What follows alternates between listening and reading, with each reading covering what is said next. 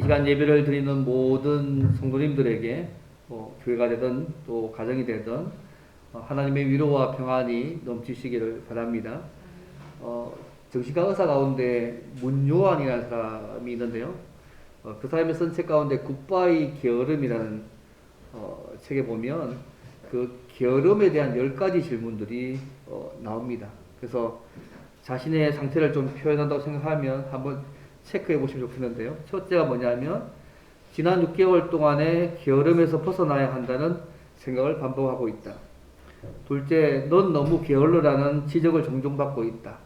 셋째, 난 게을러서 못해라 하며 맡겨진 일이나 할 일을 자주 피하고 있다. 넷째, 게으름이 삶 전체 영역으로 확산되고 있다. 다섯째, 삶의 지향성이나 목표가 없다.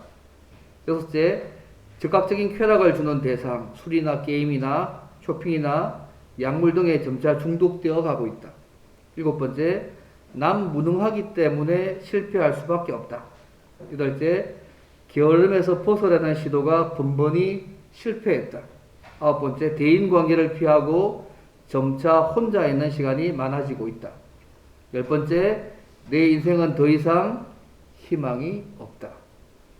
이런 질문들을 통해서 한 4개 이상이면 병적 게으름을 의심을 좀 해야 된다 하고 6개 정도가 이상이면 병적 게으름일 가능성이 많다고 그렇게 하는 질문을 들고 수 있습니다. 그가 게으름을 판단할 때 삶의 방향성이 있느냐 없느냐가 중요하다고, 그래서 중요한 일을 열심히 하는 것이 더 중요함들을 말하고 있습니다. 사실 우리 모두에게는 다양한 게으름이 있을 수 있습니다. 그래서 기독교 철학자인 도로시 스웨어스는 이렇게 얘기합니다. 아무것도 믿지 않고 신경 쓰지도 않고 미워하지도 않고 알려고도 하지 않고 간섭하지도 않고 즐기지도 않고 사랑하지도 않고 미워하지도 않고 살아야 될 분명한 목표도 없고 죽어야 될 어떠한 이유도 없기 때문에 그저 살아있는 죄가 나태함과 게으름이라고 그렇게 표현했습니다. 신자와 불신자를 구분하는 특징이 무엇이라고 생각하십니까? 저도 하나님을 섬기고 사랑하는 신자라고 말할 때 하나님의 계명을 지키는 삶으로 아마 나타나는 것이 신자의 삶의 모습이지 않습니까? 우리가 계속해서 매일 성경에 이제 지금 잠언서를 계속 묵상하고 있는 중에 있는데요. 하나님의 계명은 우리에게 늘 진실하라고, 또 정직하라고, 또 맡은 일에 성실하라고, 또 매사에 부지런하고 다른 사람을 배려하고 가난한 사람들을 볼 때에 구제하고 희생하고 봉사하고 친절하게 상냥하라고 성경 전체가 계속해서 말씀하고 있습니다. 그래서 우리가 많은 불신자들이 또 이로부터 신자라고 이야기할 때에 그 가지는 이미지가 신자는 성실하다, 늘 정직하다, 부지런하다, 선한 일이라면 무엇이든 희생하고 봉사하는 사람들이다, 책임감도 강하다, 친절하고 상냥하다, 이런 부분의 이미지들이 신자들에 대한 이미지가 있어 왔습니다. 그래서 오랫동안 이것이 많은 사람들이 생각해오는 신자의 이미지였습니다. 근데 언제부턴가요? 이러한 이미지가 점점 희석되어 가는 것 같은 느낌을 받습니다. 오히려 신자라고 하면 오히려 부정적인 이미지가 더 많이 대체되고 있는 것이 지금 시대인지 모르겠습니다. 오늘 본문의 말씀, 우리 잠언서를 계속 묵상하고 있는데요. 여호와를 경외하는 것이 정말 참된 지혜의 삶인데, 이 여호와를 경외하는 이 일과 우리의 삶 가운데 성실하고 부지런하게 일을 하고 게으름의 이 문제를 어떻게 우리가 함께 좀 생각할지를 말씀을 통해서 생각해 보기를 원합니다. 특별히 계미에서 배움을 통해서 여호와를 경외하는 참된 지혜의 삶이 어떤 것인지를 거기 한 2가지 정도를 함께 생각해 보기를 원합니다. 첫 번째는요, 게으르지 않고 스스로 다가올 미래를 대비하여서 부지런하게 삶을 준비해야 합니다. 사실 게으름은 어떤 면에서 죄와 악임을 사실 알아야 될 필요가 있는데요. 솔로몬 오늘 본문에서 여호와를 경외하는 자는 부지런해야 된다는 것을 가르치기 위해서 계미에게서 배우라고 본문에 말씀하고 있습니다. 그리고 솔로몬이 어떤 사람입니까? 이러면 솔로몬 하면 어떤 거 생각나세요? 유명한 그 재판 사건 기억나시죠? 그죠? 그리고 세상에서 가장 부귀와 영화를 많이 누린 사람으로 아마 생각도 하실 겁니다. 근데 솔로몬이요, 이것만 한 것이 아니고 하나님의 성전을 지어서 하나님께 봉헌하고 잠언을 많이 지었습니다. 그래서 참된 지혜가 무엇인지를 가르쳐 준 것도 솔로몬이 한 일이었습니다. 그래서 열왕기상 4장에 보면 그가 잠언 3000가지를 말하였고 그의 노래가 1005편이고 초목에 대해서 말하되 레바논의 백향목부터 시작해서 우슬초까지 또 짐승과 새와 기어다니는 것과 물고기에 대해서 말했다고 성경이 기록합니다. 솔로몬이 일종의 철학자기도 하고요. 그 당시 시인이기도 하고 식물학자기도 하고 동물학자기도 하고 조류와 곤충류와 어류에까지 폭넓은 지식을 가진 사람이었습니다. 이런 지식을 가진 그가요, 개미의 모습을 관찰해서 오늘 본문의 말씀들을 또 기록하고 있는 모습이 오늘 본문의 말씀입니다. 여러분, 개미라는 이 작은 동물을 생각할 때 여러분 어떤 이미지가 생각나십니까? 저는 개미 떠올리면 이솝과 개미와 배짱이밖에 생각이 안 나서 이 그 부지런함밖에 생각이 잘 안 납니다. 아마 어릴 때부터 이 배워왔던 이 학습이 이솝호화에 나오는 개미와 배짱이 이미지가 더 많아서 예, 부지런한 이 개미라고 생각합니다.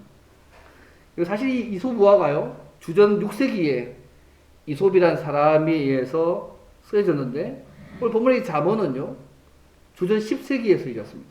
훨씬 더 오래전에 쓰여진 것이거든요. 그런데 오늘 본문의 잠언에서도 부지런해야 되는 것을 알려주기 위해서 개미의 부지런함을 가지고 설명하고 있습니다. 그 6절 말씀이잖아요. 게으른 자여, 개미에게 가서 그가 하는 것을 보고 지혜를 얻으라고 말씀하고 있습니다.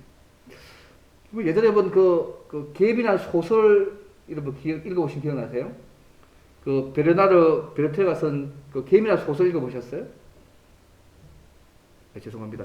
다 아시는 거면 아마 오래전 소설이죠. 그 개미란 소설에 보면 이 개미를 어떻게 이야기하면요, 솔로몬은 개미가 다 이게 거명하다고 생각해가지고 말하지만 사실 그는 벽 밖에 있는 개미만 봤을 뿐이라고. 그래서 이 베르나르 베르베르 소설에 보면 개미들 중 20%만 일을 하고 나머지 80% 놀고 먹는다고 이야기했거든요. 근데 사실 그렇지 않습니다. 그 우리나라에 유명한 개미 학자가 있어요. 개미 박사가 있는데요, 최재천 교수라고 그 하버드의 유명한 그 전 세계 개미의 권위자가 있어요. 이분한테 배워와서 이분이 전 세계 개미의 부분의 그 권위자인데요, 놀고 노는 게 아니고 20%는 밖에 일하고 나머지 80%는 이 20% 개미가 지치고 쓰러지고 넘어질 것 같으면 대체하기 위해서 준비하고 있다는 거죠. 어쨌든 개미는요, 정말 부지런한 동물이라고 이렇게 말을 하고 있습니다. 그동안 보는 보세요. 이 개미의 이 모습을 잘 관찰하고 난 이후에 어떻게 말씀하고 있냐면 7절 말씀 보시면 개미는 두령도 없고 감독자도 없고 통치자도 없으되 먹을 것을 여름 동안에 예비하며 추수 때의 양식을 모은다고 말씀하고 있습니다. 소위 감독자가 중간에 막 일 잘하는지 살펴보던 그런 사람들 아닙니까? 근데 누가 시키거나 보고 있어서가 아니라 항상 열심히 일해서 무더운 여름에 추운 겨울을 위해서 양식을 예비하고 저장한다고 얘기합니다. 당장의 눈에 보이는 그런 유익만이 아니라 미래의 유익을 위해서 부지런하게 성실하게 일한다고 말씀하고 있습니다. 특히 두령이나 감독자나 통치가 없다, 이 말이 참 재밌잖아요. 누가 시켜서 하는 것이 아니라는 얘기잖아요. 억지로 일을 하도록 누가 명령해서 하는 것이 아니라 그 명령을 수행하는 감독자가 없어도 미래를 준비하면서 열심히 일한다는 것입니다. 우리 집 표현하면 그죠? 하나님이 보고 계시니까, 누가 보든 보지 않든 간에 그 하나님이 보고 계시니까 그냥 생각하면서 살아가는 그 삶 아니겠어요? 오늘 우리가 많은 일들을 할 때 가끔 그렇게 하잖아요. 누가 때로는 잔소리하거나 누가 감독하거나 누가 보고 있어가지고 어찌 하도 마지 못해서 할 수 있는 일을 할 때가 가끔씩 있잖아요. 그죠? 그러다 개미는요, 명령에 못 이겨서 수동적으로 일을 하거나 징벌이나 잔소리가 싫어서 하는 일을 하는 것이 아니라 본능적으로 열심히 일하면서 양식을 준비하고 미래를 준비한다고 우리 본문이 말씀하고 있습니다. 바로 이 계미의 이 부지런함을 배워야 된다고 사실 이야기하고 있습니다.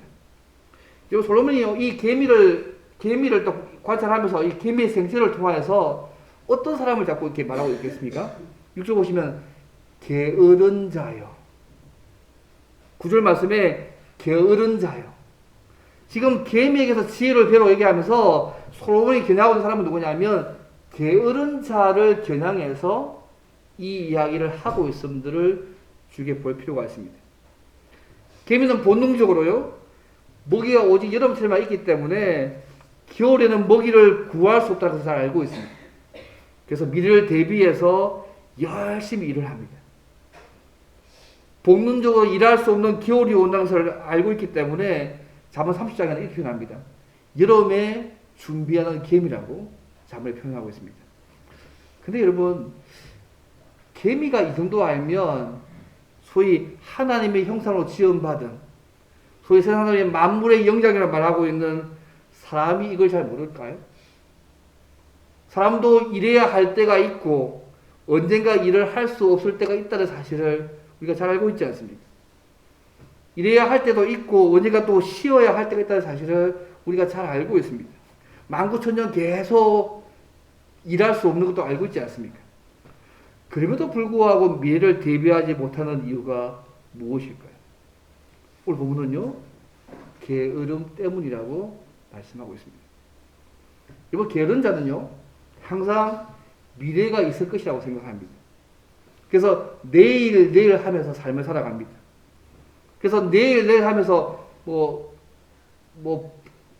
멋진 미래를 바라보면서 열심히 사는 내일이 아니고 내일 하면서 해야 할 일을 미루거나 하지 않는 삶으로 드러나는 삶입니다.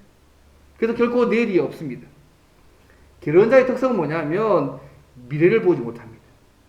육체의 안일함과 당장 눈앞에 있는 당장의 처짐만을 더 생각합니다. 그래서 찰스 스윈들 목사님이요, 이 부분에서 이렇게 표현했습니다.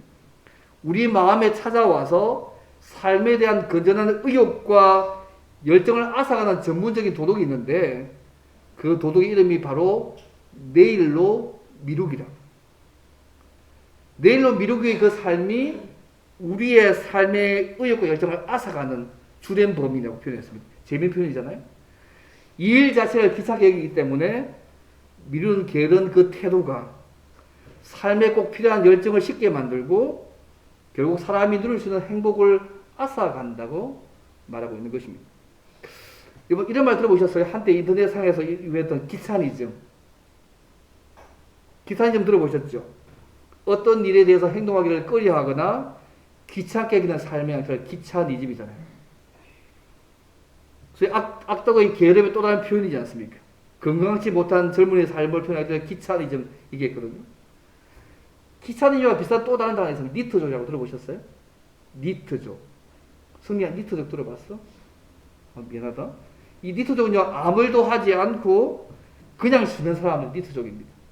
이 2021년 코로나 때문에요. 코로나 이후에 이 니트족이, 젊은이가 니트족이 46만 정도를 더 확 불었다고 이렇게 통계를 번지고 있습니다.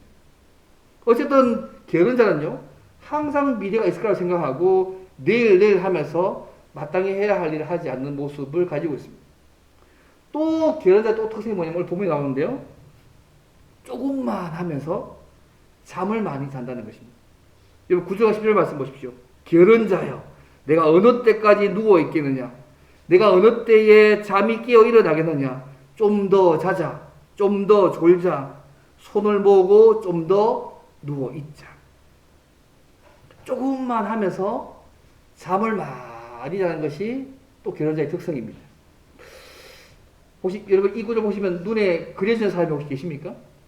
뭐 여기는 아무도 안 계실 거라고 생각합니다. 다 이렇게 부지런하게 다 사시는 분들이셔서, 예, 뭐 해야 할 일을 두고 5분만 더 줘, 5분만 하다가 그죠?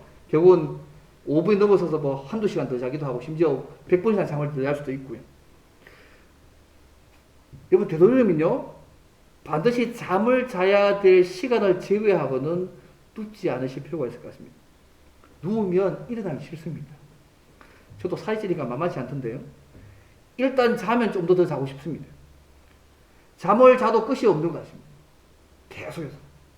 이것이 타락한 인간이 가지고 있는 신체 구조의 특징입니다.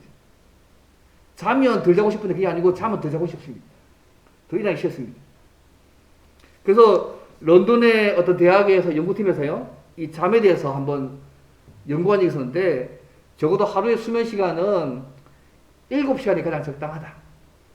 그래서 이 적정 7시간보다 더 자는 사람 중에 7, 8% 정도가 기억력과 인지 능력이 저하 현상들이 관찰되어졌다. 그래서 적당한 잠을 자는 필요하지 더 많이 자는다고 더 좋은 거 아니라고. 오히려 너무 많이 자도 조기 사망률이 높아진다고. 뭐 그 팀에서 그렇게 이야기했습니다. 어쨌든 여러분, 밤에 늦게 잔 것도 아니고 몸이 아픈 것도 아닌데 그냥 막 일어나기 싫어가지고 계속 침대에 이불 속에서 뒹굴든지, 그죠? 나오지 않든지 해는 혼이 떴는데 여전히 꿈꾸고 있고 침 흘리면서 계속 잠자고 그렇게 지칠 때까지 자다가요, 너무 허리가 아파서 일어나는 것이죠. 이렇게 일어나면 상쾌한 기분으로 하루를 시작할 수 있겠습니까? 저는 이런 잠은요, 소위 방탕한 수면을 생각합니다. 물론 우리가 가끔 어떤 상태에서 이렇게 할 수 있지만 계속 이렇게 잠을 자면 이거는 방탕한 수면이죠. 이거는요, 영적인 삶까지도 망칠 가능성이 높습니다. 육체의 게으름에서 오는 방탕한 잠은요, 반드시 우리의 영혼과 마음에도 옳지 않는 결과를 가져옵니다. 여러분, 게으른 사람은요, 잠도 많고 할 일을 미루기도 하고 편한 것만 좋아하는 특성을 가지고 있습니다. 그만 있는 게 아니고 딴 사람을 피곤하게 만듭니다. 그래서 누가 이렇게 자서는 안 될 시간에 자고 있는 걸 보고 그냥 막 이래라고 뭐라 하라고 하면 신경질을 짜증나고 기분 나빠합니다. 여러분, 게으른 사람에는 일이 보이지 않습니다, 여러분. 오늘 본문에 이 게으른 사람의 특성에서 4번이 계속 얘기하고 있는데요. 잠언 12장에 보게 되면 이렇게 얘기합니다. 게으른 자는 그 잡을 것도 사냥하지 아니하나니 사람의 부귀는 부지런한 것이냐고 잠언 12장 27절에 말씀합니다. 잠언 19장 24절에 이렇게 말씀합니다. 19장 24절에 게으른 자는 자기의 손을 그릇에 넣고서도 입으로 올리기를 괴로워한다. 이거 이해되시겠습니까? 예, 먹으려고 그래서 손 놓는데 입 올리기 싫어가지고 먹는 것도 잘 안 한다는 얘기지 않습니까? 예, 또 잠언 26장 16절에는 게으른 자는 사리에 맞게 대답하는 사람 7보다 자기를 지혜롭게 여긴다. 게으른데요, 자기가 지혜롭게 생각하는 것이죠. 여러분, 여호와를 경외하는 모습은요, 스스로 지혜롭게 여기지 말라고 얘기하잖아요. 그렇죠? 여러분 주변에 이런 부분의 사람이 쭉 있는 것 같습니까? 보통 시간 관리를 하는 몇 가지 유형이 있는데 크게 세 가지 얘기하는데, 첫째가 뭐냐면 시간 파괴형이 있습니다. 내 시간만 파괴하는 것이 아니라 남은 시간까지 파괴합니다. 소위 뭐 도박이나 술에 취하든지 시기나 질투나 정오나 원한을 가져서 그 시간이 나만 파괴하는 게 다른 사람도 파괴하는 시간 파괴형이 있습니다. 두 번째는 시간 소비형이 있다고 합니다. 시간을 낭비하는데요, 뭐 일한다고 시간표와 계획표를 만들고 소위 마스터표를 다 짭니다. 근데 정작 하는 일은 별로 없습니다. 계획만 주고 짜고 그죠? 그냥 생각만 하고 일은 잘 하지 않는 것이죠. 말만 하는 것이죠. 소위 시간 소비형이죠. 세 번째 유형은 보통 시간 창조형이라고 부르는데요. 하나님과의 관계에서 내게 주어진 시간의 뜻을 알고 약속된 미래를 바라보며 사는 것입니다. 그래서 내게 주어진 시간, 상황, 여건에 대해서 사명감을 가지고 임하는 것이죠. 이것이 시간을 창조하는 자의 삶이지 않습니까? 그리고 예배서 5장 1말 있잖아요. 너희가 어떻게 행할 것을 자세히 주의하여 지혜 없는 자 같이 하지 말고 오직 지혜 있는 자 같이 하여서 세월을 아끼라. 때가 악하니라고 예배서 5장 5절 15절 16절 말씀하고 있습니다. 여러분, 어떤 유형에 속하세요? 시간 파괴형, 시간 소비형, 시간 창조형. 아마 여기 계신 분은 다 시간 창조형이겠죠, 그죠? 하나님과의 관계에서 내게 주어진 시간의 뜻을 알고 그것을 바라보면서 삶을 살아가는 아마 시간 창조형의 삶을 살고 있다고 생각합니다. 어쨌든요, 이런 부지런함과 괴로움의 차이가 금방 나타나지 않을 수 있습니다. 실제로 금방 나타나지 않습니다. 근데 그 차이는 반드시 나타나게 되어 있음을 본문이 말씀합니다. 11절 말씀이죠. 부지런함과 게으름의 차이를 11절에서 말씀합니다. 11절 말씀 보십시오. 내 빈궁이 강도같이 오며 내 곰핍이 군사같이 이르리라고. 여러분, 강도나 고대 세계에서 군사는요, 예고 없이 들어닥칩니다. 강도가 갑자기 확 와가지고 침입해 가서요, 재산을 강탈하거나 생명을 위협합니다. 또 고대 세계 군사도요, 군대가 딱 기습해가지고 모든 재산과 희망과 생명을 다 앗아갑니다. 그런데 이 게으른 자의 삶의 결과가요, 이 빈궁과 궁핍이 찾아와서 재산과 희망과 생명까지 빼앗아갈 수 있는 삶의 결과임을 이야기합니다. 게으르고 책임심 없이 사는 자들에게 빈곤하고 궁핍한 삶이 강도처럼 예고 없이 찾아와서 자신을 괴롭게 할 뿐만 아니라 모든 희망을 앗아가게 할 것이라고 이야기합니다.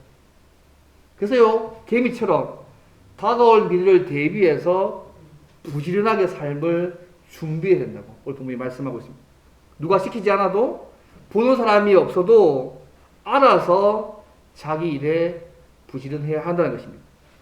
장차 다가올 심판의 계절인 겨울이 오는 줄을 알고 미리 대비하고 사는 것입니다. 쉽게 말하면 이거 종말론의 삶 아니겠어요? 오늘 우리가 과제 보면 종말론의 삶들을 가지고 사는 것이죠. 그래서 그 날들을 바라보면서 늘 현재를 게으르지 않고 지혜롭게 삶을 살아가는 것입니다. 사랑하는 성도 여러분, 게으름은 자기 자신에 대해서 하나님께서 내게 주신 은사와 사명에 대해서 죄를 짓고 있는 것입니다. 성공하느냐 실패하느냐가 문제가 아니라요, 그 문제 이전에 내게 주신 시간, 주신 환경, 주신 여건에서 얼마나 최선을 다하고 있고 얼마나 꽉 차게 알차게 삶을 살아가고자 하는 문제입니다. 하나님께서 우리에게 맡기신 게 얼마나 많습니까?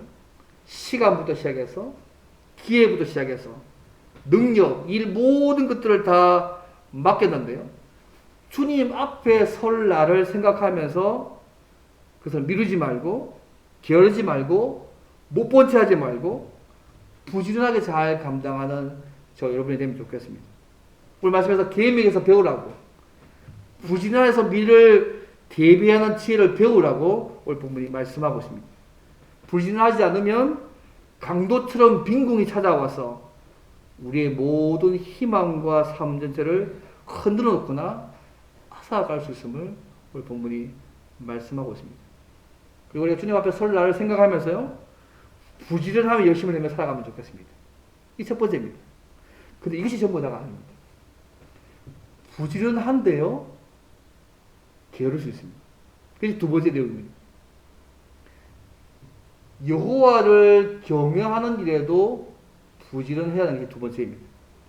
우리가 부지런해도 열심히 살아도 하나님께 온전히 향하지 않는 그 삶 자체가 게으른 삶이라는 사실을 기억하셔야 됩니다. 이것이 영적인 게으름입니다. 부지런한데 최선을 다해 사는데 하나님 보시기에 게으른 삶을 살고 있을 수 있습니다. 일반적으로 전체 볼 때 우리가 부지런한 최선을 다하는 삶이 첫 번째 삶이지만 모든 삶, 두 번째는 뭐냐면 지금 이 잠언서가 여호와를 경외하는 것이 지혜의 삶이잖아요. 여호와를 경외하는 이 일에도 우리가 부지런해야 됩니다. 우리가 부지런하고 바쁘지만 하나님과 관계되지 않는 삶, 하나님께 온전히 향하지 않는 그 삶 자체가요, 하나님 앞에서는 게으른 삶이 될 수 있음을 잊지 않으시면 좋겠습니다. 만약 우리가요, 이 성경상 본문에 나오는 계명에서 배우는 이 말을 단순하게, 그죠? 부지런해야 된다, 이 교훈만 강조한다면 이서부와 큰 차이가 없습니다. 이 잠언이요, 핵심이 뭐지요? 여호와를 경외하는 것이 참된 지혜의 삶임을 말하는 거잖아요. 그러면 여호와를 경외하는 것과 부지런한 것이 어떤 관계가 있겠습니까? 여호와를 경외하는 것과 게으름이 어떤 관계가 있겠습니까? 우리가 매사에 부지런하게 일하는 것은요, 여호와를 경외하는 구체적이고 실질적인 행동이며 성도의 지혜입니다. 그래서 동시에요, 여호와를 경외하는 그 관계에서 하나님과의 관계에서 우리들의 부지런함을 함께 다루어야 한다는 말씀이기도 합니다. 그래서 우리가 부지런함을 생각할 때요, 생각할 두 번째는 이것입니다. 우리의 영혼에 무엇이 가장 중요하고 무엇이 가장 가치 있는 것을 생각하고 그 우선순위를 따라서 우리의 삶을 바꾸어야 한다는 것입니다. 여러분, 우리 인생을 엉망으로 만드는 것은 우리의 환경이 아닙니다. 우리의 마음과 육체의 게으름일 때가 훨씬 많습니다. 특히 영적 게으름, 하나님과의 관계에서 부지런하지 못한 영적 게으름은요, 우리의 영혼을 망가뜨려서 하나님과의 관계를 깨뜨립니다. 다른 사람과의 관계도 깨뜨립니다. 또 다른 사람에게 잘못된 모범을 보여줘가지고 그 사람의 신앙생활까지도 망쳐버립니다. 나만 망치는 것이 아니라 수많은 사람에게 해를 끼치며 살게 하는 것이 영적 게으름입니다. 혹시 여러분 가운데요, 나의 삶 가운데 목적 없이, 뜻과 목적 없이 되풀이되는 고단한 삶을 살고 있는 분 혹시 없었습니까? 쉴 새 없이 바쁘게 하루를 살고 있긴 하지만 내 인생 가운데서 하나님만 빠져있는 것 같은 삶을 살고 있지는 않습니까? 두 번째 게으름은 이것입니다. 내가 열심히 살고 바쁘게 사는데 내 인생에서 하나님만 빠져있고 하나님과 관계없는 바쁜 삶을 사는 것은요, 하나님 앞에서 게으른 삶이 될 수 있다는 것이 두 번째입니다. 부지런한 것만으로는 안 됩니다. 방향에 있어서 하나님과의 관계에 있어서 그분이 원하시는 부지런함이 되지 않으면 그 삶은요, 게으른 삶입니다. 이것이 이소부화와 성에 관한 이 부지런함의 다른 이유입니다. 여러분, 게으름의 궁극적인 원인이 뭘까요? 엄연해서 자기 사랑이죠. 여러분, 게으른 사람이라 하더라도 전혀 일을 하지 않는 게 아니거든요. 아무리 게으른 사람이라도 자기가 좋아하는 일은 열심히 합니다. 게으른데요, 자기가 좋아하는 진짜 목숨을 걸고 열심히 하거든요. 결국 내 사랑의 건강한 삶을 살고 있기 때문에 그 삶이 내가 요구하는 정욕을 따라가는 삶으로 나타나고요. 결국 하나님께서 맡겨주신 그 소중한 일에 대해서 최선 다하지 않게 되고 의무를 저버리게 되어지고 점점 내가 중심으로 살아가던 내 중심의 쾌락 중심 삶으로 가서 점점 파멸로 가는 삶이 되는 것이죠. 남들이 놀고 일할 때, 즐길 때 일한다고 해서 그 삶만으로 부지런한 삶을 살고 있다고 생각하시면 안 됩니다. 무엇을 부지런하게 바쁘게 산다고 그가 부지런한 것이 아니라는 말씀입니다. 세상적인 부지런함과 성경이 말하는 부지런함의 차이가 이것 때문입니다. 목적이 없는, 목적지가 없는 삶은 시간 낭비를 하고 있는 방황의 삶입니다. 아무리 부지런해도. 여러분, 게으른 삶은요, 오늘 두 번째 모습은 하나님과 관계되지 않는 바쁘고 분주하고 부지런한 삶이 하나님 앞에서 게으른 삶이 될 수 있음을 여러분 잊지 않으시면 좋겠습니다. 하나님께 온전하게 향하지 않는 삶, 그 자체가 이미 게으른 삶을 살고 있는 것입니다. 저희 신대원의 신원아 교수라는 분이 기독 윤리학자인데요. 이분의 선책 가운데 죽음에 이르는 7가지 질환 책에 보면 특히 나태에 대해서, 게으름에 대해서 이렇게 표현합니다. 게으름 나태는 단순히 몸이 느슨하고 느린 상태가 아니라 영혼이 병든 것처럼 의욕과 활력을 잃어 움직이지 않는 상태에 빠진 것이다. 아무리 찬양해도 기쁨이 없고 아무리 말씀을 전해도 은혜가 없고 무감각해지고 무관심해져서 움직이지 않는 상태가 게으름이다. 아무리 찬양해도 기쁨이 없고 아무리 말씀을 들어도 은혜가 없고 무감각해지고 무관심해서 움직이지 않는 상태가 소위 게으름이다. 그래서 게으름은 행하는 죄가 아니라 행하지 않는 죄인 거죠. 더 나아가서 할 표현을 이 게으름의 특징을 말하기를 영적 명하다, 정신적 고갈, 마음 내키지 않음, 지루함, 기쁨의 부재, 뒤로 미루기, 핑계대기 등이 있다고. 그 가운데 대표적인 것이 뭐냐면 뒤로 미루기와 핑계대기가 영적 게으름의 중요한 부분이라고. 그래서 예전에 사막의 수도사들이요, 이런 게으름과 나태를 굉장히 경계했습니다. 삶에 익숙해지고 무감각해질 때에 아무도 모르게 이런 게으름이 우리를 찾아올 수 있음을 여러분 잊지 않으시면 좋겠습니다. 여러분, 하나님께서 우리를 예수 안에서 구원해 주신 진짜 이유가 뭡니까? 온전히 우리가 여호와를 경외하는 삶들을 살아서 그 안에서 산 복과 은혜를 누리게 하기 위해서 우리를 구원하신 거 아닙니까? 그래서 우리가 구원받은 하나님의 백성으로서 여호와를 경외하는 표현 중에 하나의 본문이 말씀 뭐냐면 부지런함을 드러내야 합니다. 구원받은 자로서 부지런하게 하나님을 갈망하고 찾고 기도하고 예배하며 말씀을 묵상하고 그 말씀을 살려고 애를 쓰고 맡겨진 일에 누가 보든지 보지 않던 책임감 있게 삶을 살아가는 그 삶이 하나님 앞에서 게으르지 않는 삶이고 부지런한 삶입니다. 구원받은 자가 이런 삶을 살지 않으면 궁핍이 강도같이 찾아와서 한순간에 우리의 희망과 삶 전체를